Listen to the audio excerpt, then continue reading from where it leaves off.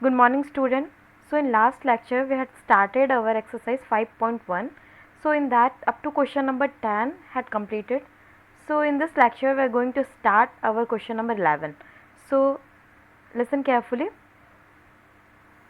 So question number 11 is that in the following figure is angle 1 adjacent to angle 2. Give reasons. तो इस question में हमसे क्या पूछ रहा है कि क्या एंगल 1 एंगल 2 के एडजेसेंट है। तो मैंने आपको समझाया था एडजेसेंट क्या होते हैं। अगर दो लाइन एक दूसरे को क्रॉस करे तो जो वर्टिकली ये जो लीनियर पेयर बनता है, ठीक है, लीनियर पेयर बनता है एक वर्टेक्स पर, वो एंगल एडजेसेंट कहलाते हैं। ठीक है, जैसे कि यहाँ पे एंगल 1 और ये 2, ये दोनों एडजेसेंट होंगे।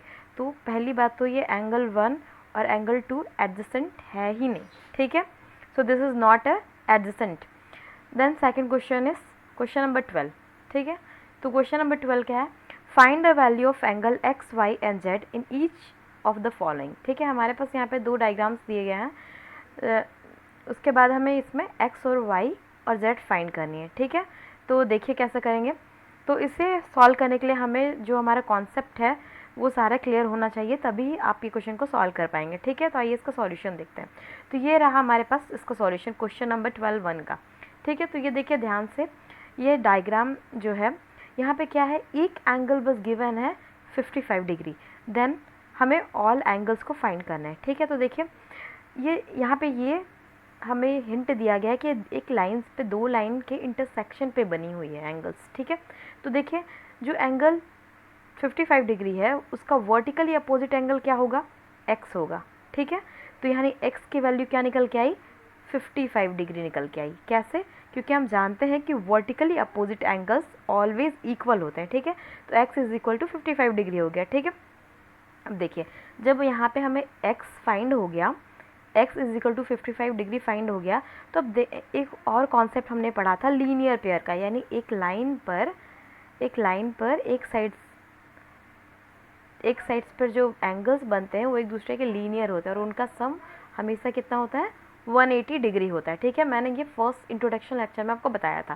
ठीक है, तो अब देखिए जब x इज इक्वल टू 55 पता चल गया तो x plus Y is equal to कितना होगा, 180 डिग्री होगा। ये देखिए यहाँ पे x plus Y is equal to 180 degree linear pair है। ठीक है, तो यहाँ से हम x की वैल्यू हमें पता है तो हम x की वैल्यू पुट कर देंगे, उसके बाद y की वैल्यू फाइंड कर लेंगे। ठीक है, तो सिंपल इक्वेशन बन गया और इस इक्वेशन को सॉल्व करके हम y की वैल्यू फाइंड कर लेंगे।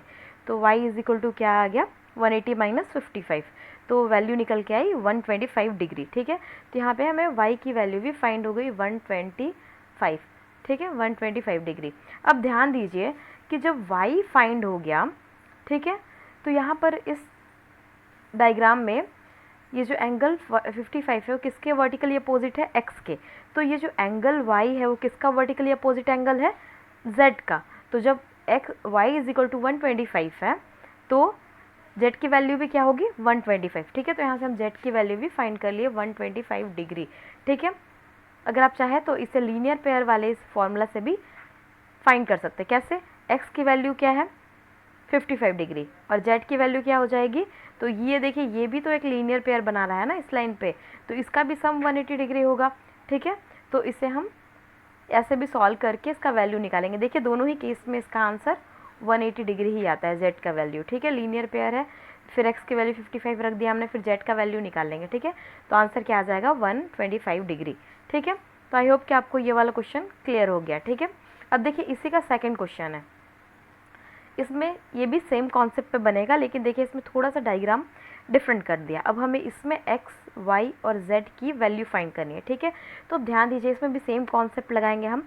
तो ये देखिए z किसके वर्टिकली अपोजिट है, 40 डिग्री के, तो z की वैल्यू क्या हो जाएगी, 40 डिग्री। तो यहाँ से हमें z निकल के आया 40 डिग्री। क्यों, क्योंकि वर्टिकली अपोजिट एंगल इक्वल होता है। अब देखिए जब हमें z फाइंड हो गया तो अब हम देखेंगे कौन किसके साथ लीनियर पेयर बना रहा है। तो देखिए फर्स्ट लीनियर पेयर ये बना हमारा। ठीक है, एक लाइन पर ये लीनियर पेयर बना, तो इसका सम कितना हो जाएगा, 180 डिग्री। ठीक है, तो 180 डिग्री है, तो z की वैल्यू कितनी है, 40, तो 180 माइनस 40 कर देंगे तो ये हमारा y का वैल्यू निकल के आ जाएगा। तो देखिए इसका सॉल्यूशन z प्लस वाई क्या हो जाएगा, 180 डिग्री। वाई? क्योंकि लीनियर पेयर है।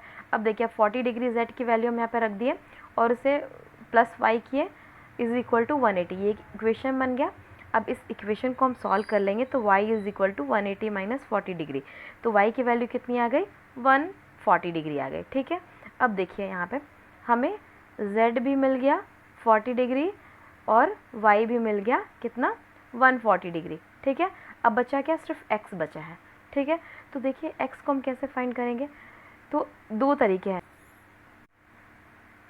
तो यहाँ पे जो x है, x कैसे फाइंड करेंगे, तो यहाँ पर ये लीनियर पेयर बना रहा है। ठीक है, तो हम क्या करेंगे इसमें, x plus 25 plus Z is equal to कितना हो जाएगा? 180 डिग्री होगा।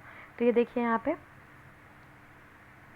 x plus 25 plus Z is equal to 180 degree, ये लीनियर पेयर बना रहा है। ठीक है, तो हम सबको ऐड कर लेंगे और ये एक सिंपल इक्वेशन का फॉर्म बन गया और इसे हम सॉल्व कर लेंगे। ठीक है, 65 डिग्री आएगा तो हम इसे करेंगे तो 180 माइनस 65 हो जाएगा, तो x की वैल्यू आ जाएगी 115 डिग्री। ठीक है, तो ऐसे ही ये दोनों क्वेश्चन x y z तीनों की वैल्यू हमने फाइंड कर लिया है। ठीक है, तो अब देखिए हम नेक्स्ट क्वेश्चन समझते हैं।